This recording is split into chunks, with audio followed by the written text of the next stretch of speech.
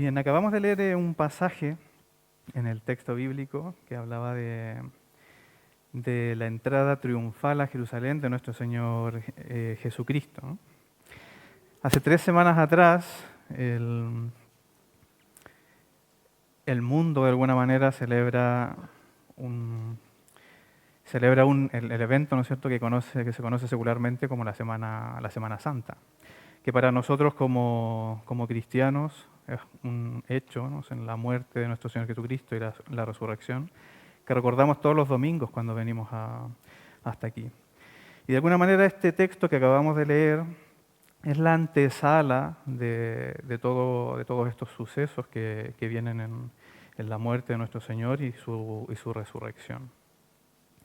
Este es un texto que encontramos en los 4 evangelios.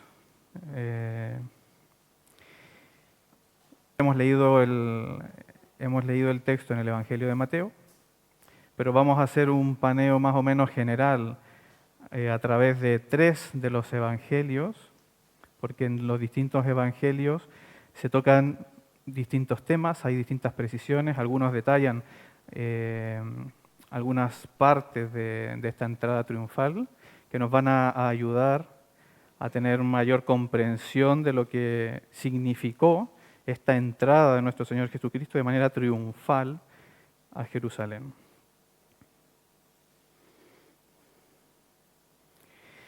Bueno, cuando hablamos de la entrada triunfal, ¿qué es lo primero que se nos viene a la mente? En nuestros tiempos hoy en día, la figura que vimos en este pasaje, ¿no?, a Jesús entrando en un pollino, que era no es una figura que no sea cercana, ¿no?, a lo que tenemos hoy día.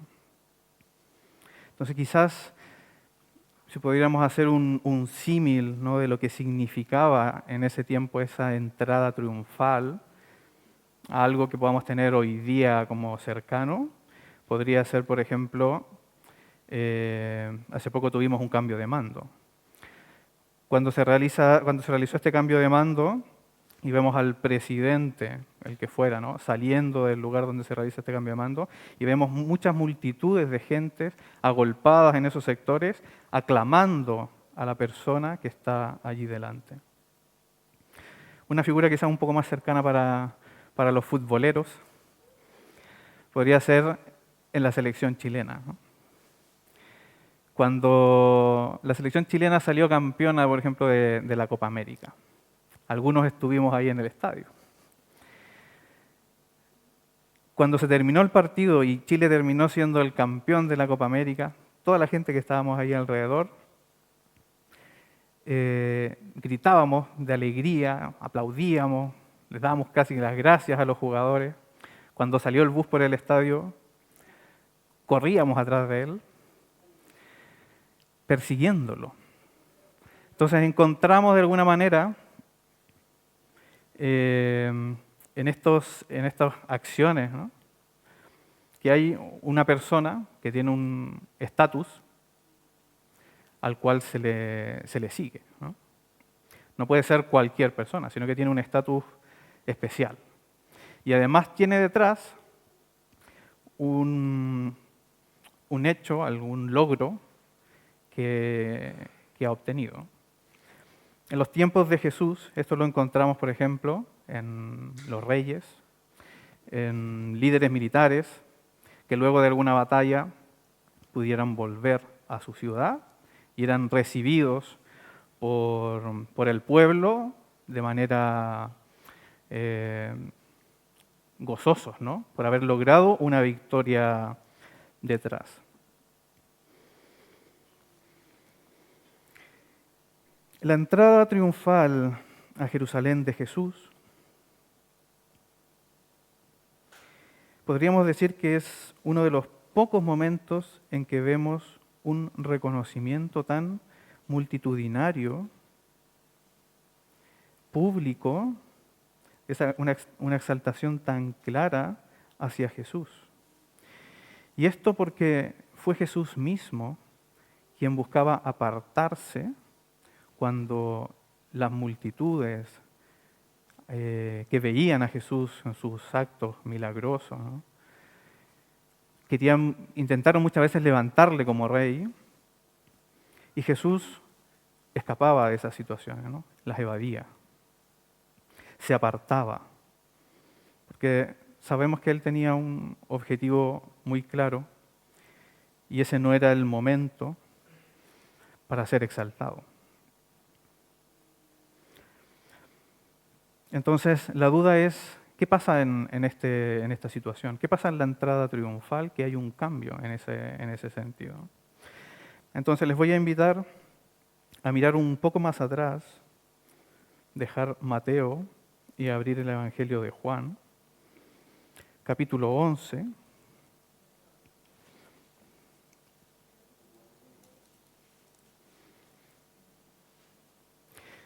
Y vamos a intentar entrar un poco en el contexto en el que se encontraba Jesús antes de ingresar a Jerusalén de esta manera. Capítulo 11, desde el versículo 45 en adelante, nos relatan los hechos de Jesús posteriores al milagro de la resurrección de Lázaro en Betania. Entonces nos dice en 45 en adelante que muchos de los judíos que habían venido para acompañar a María y vieron lo que hizo Jesús, creyeron en él. Pero algunos de ellos fueron a los fariseos y les dijeron lo que Jesús había hecho. Entonces los principales sacerdotes y los fariseos reunieron el concilio y dijeron, ¿qué haremos? Porque este hombre hace muchas señales. Si le dejamos así, todos creerán en él. 57 luego dice, y los principales sacerdotes y los fariseos habían dado orden de que si alguno supiese dónde estaba, lo manifestase para que le prendiesen.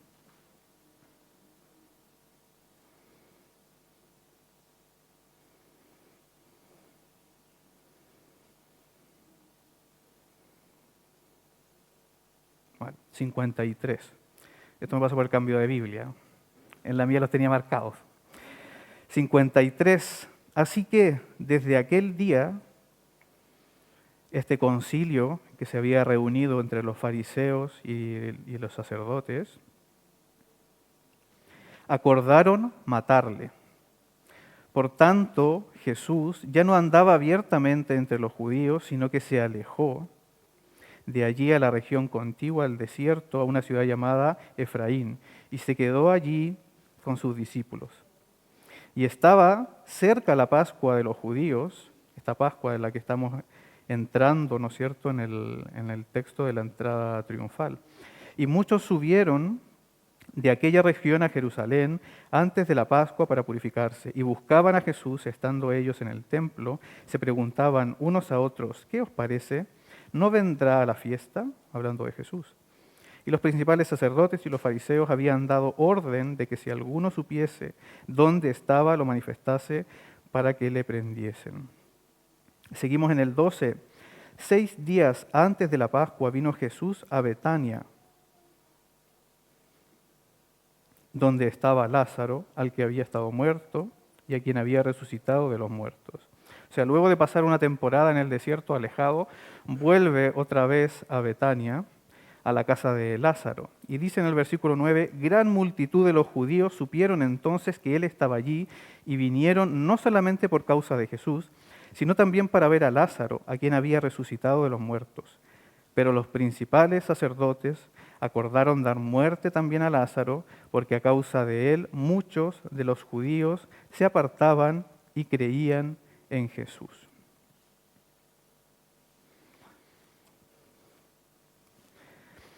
Este es el pasaje, estos son los versículos que nos relatan los sucesos previos a esta entrada triunfal. Entonces vemos en Jesús, a raíz de todos sus actos, todos sus milagros, que ya venía durante todo su ministerio 3 años realizando estas acciones, que había logrado cierta popularidad en el pueblo judío.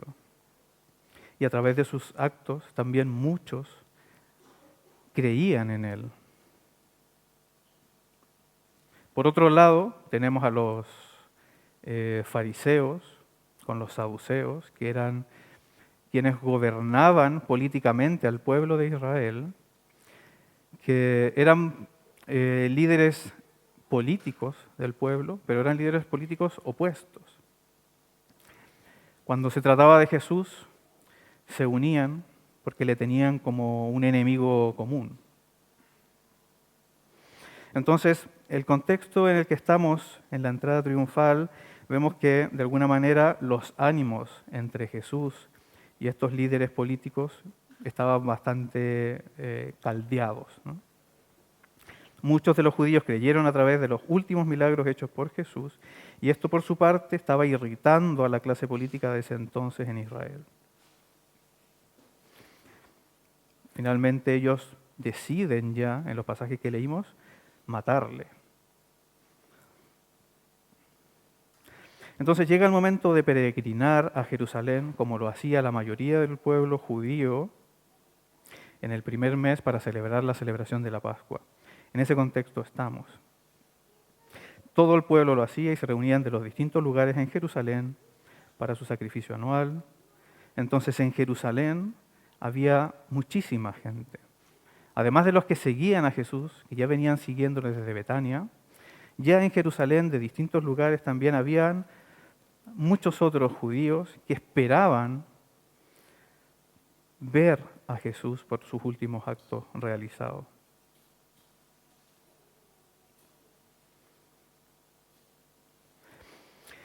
Entonces, ¿por qué Jesús busca esta entrada triunfal en Jerusalén con este escenario tan agreste, ¿no? para él? Y la respuesta la viene anunciando Jesús mismo a sus discípulos. Él sabía que su hora había llegado y que era en Jerusalén donde se cumplirían todas las cosas escritas por los profetas. Lo dice Lucas 18:31. Tomando Jesús a los 12 les dijo: He aquí, subimos a Jerusalén y se cumplirán todas las cosas escritas por los profetas acerca del Hijo del Hombre. Pues será entregado a los gentiles y será escarnecido y afrentado y escupido. Y después que le hayan azotado, le matarán, mas al tercer día resucitará. Pero ellos nada comprendieron, los discípulos, de estas cosas, y esta palabra les era encubierta, y no entendían lo que se les decía. Cristo estaba preparando aquel momento mientras se cumplían en él todas las profecías. Y como nos lo recuerda Mateo en el versículo 5, en esta entrada triunfal se cumple la profecía de Zacarías 9:9. Alégrate mucho, hija de Sión, da voces de júbilo, hija de Jerusalén. He aquí tu rey vendrá a ti, justo y salvador, humilde y cabalgando sobre un asno, sobre un pollino, hijo de asna. Cristo hace su entrada a Jerusalén como un rey triunfante entrando a su nación, pero marcando una clara diferencia. No lo hace con vestimentas costosas, como lo haría un rey. No lo hace portando joyas, ni oro, ni corona de oro sobre su cabeza. Ni tampoco lo hace sobre un animal como podría ser un caballo de un líder militar. Ni menos con un gran ejército detrás, solo sus discípulos. Jesús no necesitaba nada de esto para ser el rey de los judíos. Y en esta entrada el Señor grafica el Mesías que era. Y ese Mesías es aquel que está descrito por Zacarías en los adjetivos que usa. Era un Mesías justo, salvador y humilde.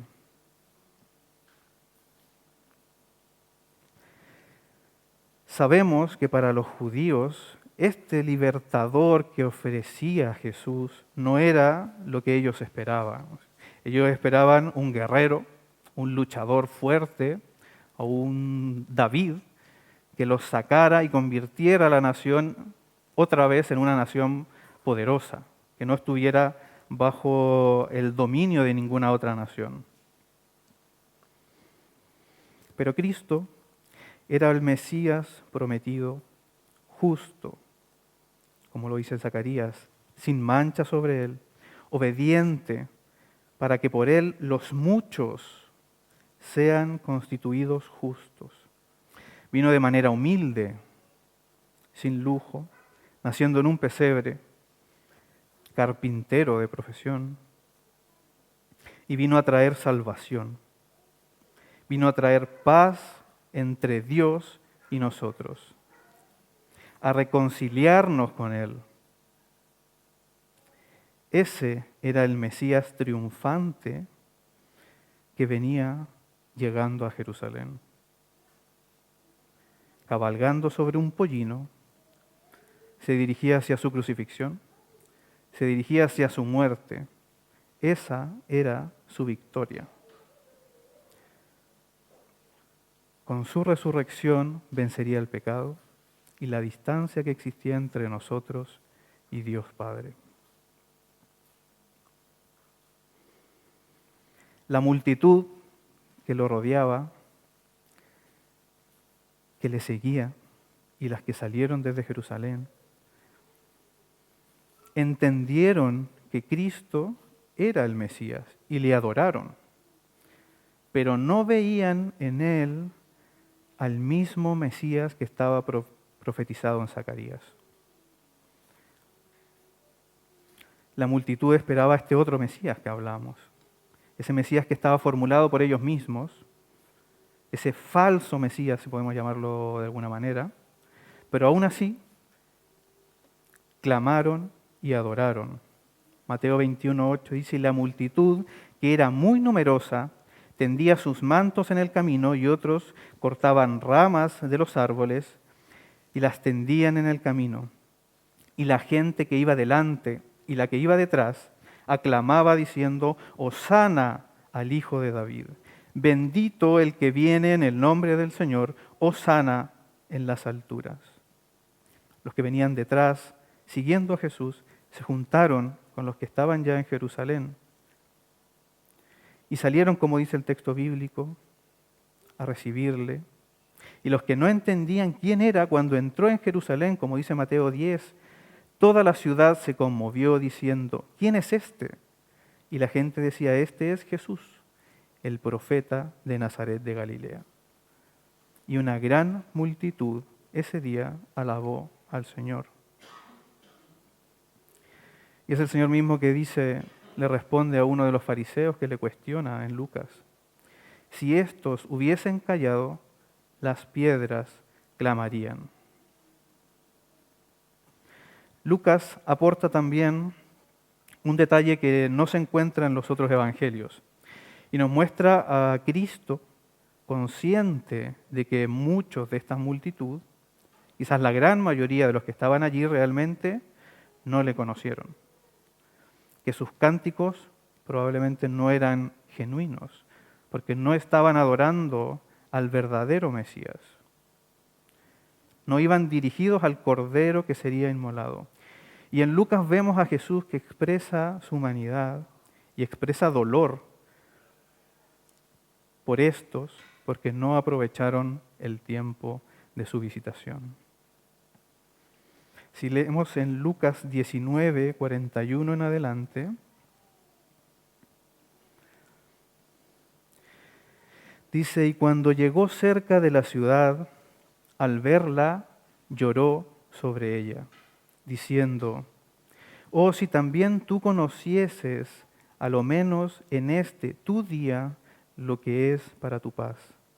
Mas ahora está encubierto de tus ojos.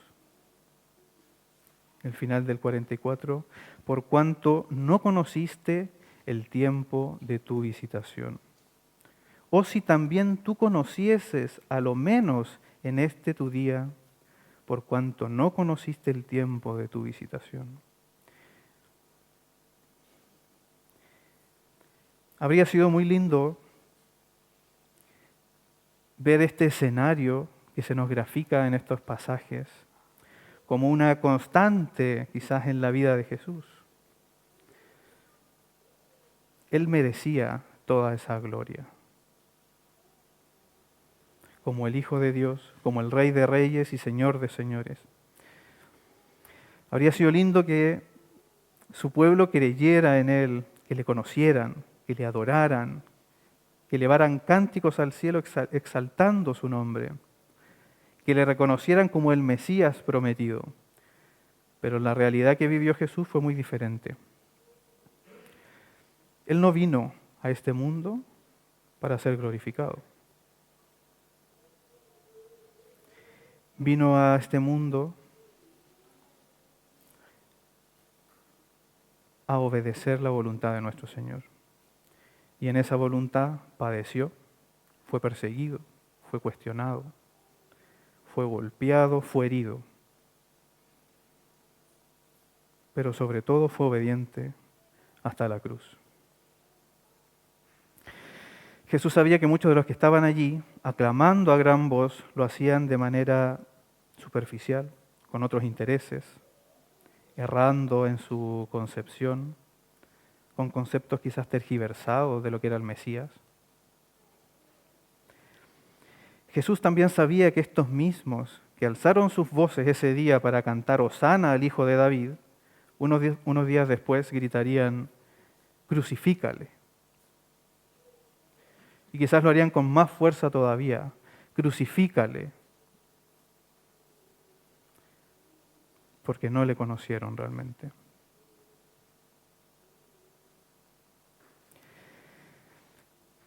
En el versículo 16 de Mateo dice estas cosas, de Juan, estas cosas no las entendieron sus discípulos al principio, pero cuando Jesús fue glorificado, entonces se acordaron de que estas cosas estaban escritas acerca de él y de que se las habían hecho. Los discípulos sí pudieron ver y conocer a Jesús como el Mesías. Y aquí es donde les hago la pregunta a cada uno de ustedes. ¿Dónde estarías tú en esta posición? ¿Estarías con los fariseos que no conocen? ¿Estarías con aquella multitud que creía que conocía a un Mesías, pero realmente no le conocían? ¿O estabas en la posición de los discípulos, que sí conocen al Señor y Salvador?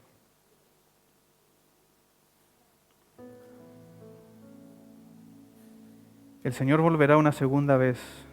Habrá una segunda venida triunfal, mis hermanos. Y cuando vuelva, nosotros, que por su misericordia y su gracia le conocemos, podremos alzar nuestras voces gozosos, alabar a Dios y cantar, Hosana al Hijo de David, bendito el que viene en el nombre del Señor, Hosana en las alturas.